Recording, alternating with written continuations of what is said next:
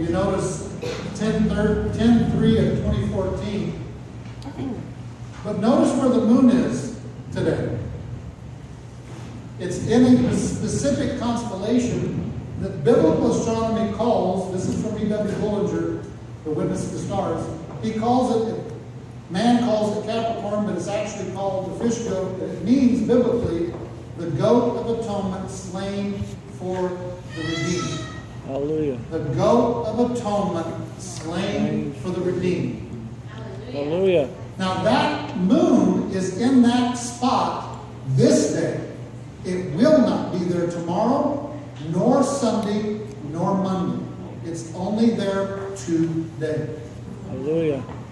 Now the heavens are showing you, just as the red blood moons are, and just as the eclipses will be, what God's timing and calendar is. It's not by coincidence that the collapses of the economy came on the very day that we would have been declaring Yom Teruah, but for most others it was Elul 29. But not the way that we were declared it. We did Yom Teruah, the day they call the Day of Judgment, when the trumpet, the last trumpet blows. And so for me, this is pretty crystal clear confirmation on what day. God could put that moon in any constellation any day. But that specific formation of stars that looks like a fish goat, notice that the goat has one leg bent as though he's wounded. That's why it says that he is slain for the redeemed. He's wounded. Remember it says that the Master was wounded for what? Our transgressions. He has been brought so that we might be redeemed. So on this day of Yom Kippur, the Day of Atonement, that moon was in that spot above your head. It'll be there tonight. So when you look up, you'll see it.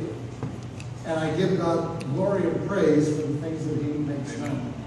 There's where it will be on Saturday. You can see it's way past it.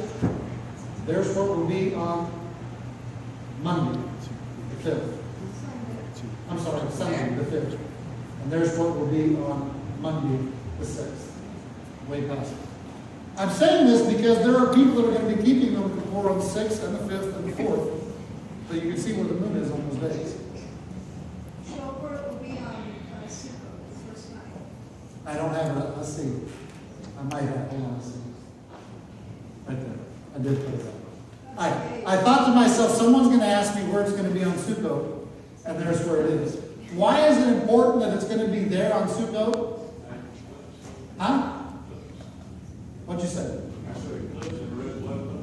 It's going to be a red blood moon in that spot, but what do the two fish represent? What did the Master tell the apostles to go out and fish for men? The lost sheep of the house of Israel. These two fish represent Ephraim and Judah, the two sticks that will be joined together. All of ancient Mesopotamia knew that constellation of the fish, they knew it was the nation of Israel. It was known amongst all of them. That's why the wise men knew where to go. When they saw signs in this country, this is Israel. It's happening in Israel. They know who it was happening with. So that's where it's going to be in 5 days, and it's going to be a red blood moon that night. Not the next night, not the next night, not the next night. It'll be a red blood moon then. And by the way, 7 months ago, when we were keeping the feast of Passover, the red blood moon was in the hand of the Virgin, where she's holding the barley sheaf. Exactly in that spot.